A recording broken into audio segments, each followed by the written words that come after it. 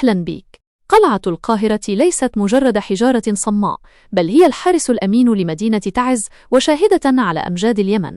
قلعة القاهرة ليست مجرد حجارة صماء، بل هي الحارس الأمين لمدينة تعز وشاهدة على أمجاد اليمن. قلعة القاهرة تاج تعز الشامخ، وفي حضن جبل صبر الأشم تتربع قلعة القاهرة.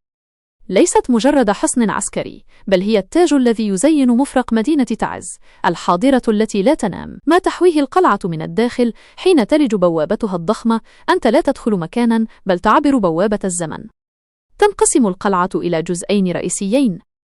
الجزء الأول العدينة، ويضم القصور الملكية التي كانت تسكنها سلالات الملوك والأمراء، حيث تتجلى دقة العمارة الإسلامية في تفاصيل النوافذ والأبواب. الجزء الثاني المصلى، وهو الحصن العسكري المنيع المجهز بالأبراج الدفاعية والأسوار العالية التي تحيط بالقلعة كالسوار بالمعصم. القسم الثاني مرافق القلعة المدهشة.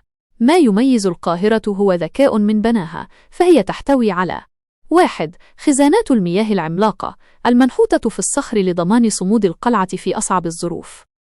2. مخازن الحبوب التي كانت تكفي لتموين الحامية لسنوات. 3. الحدائق المعلقة التي كانت تضفي جمالا يكسر حدة المنشآت العسكرية. 4. النفق السري الذي يقال إنه كان يربط القلعة بأماكن حيوية أسفل الجبل. القسم الثالث الإطلالة، روح تعز، وإذا ما وقفت على السور الغربي وقت الغروب ستدرك لماذا اختارها الملوك مقرا لهم. من هنا تعز تبدو كلوحة فنية تشاهد مآذن جامع المظفر والأشرفية تتلألأ تحتك، وتستنشق هواء الجبل الممزوج برائحة البخور والبن اليمني الأصيل. قلعة القاهرة ليست مجرد أطلال، هي حكاية صمود يمنية ومزار يجمع بين هيبة التاريخ وجمال الطبيعة. إنها المكان الذي تشعر فيه أنك تلامس السماء بينما تضع يدك على أعرق صفحات التاريخ.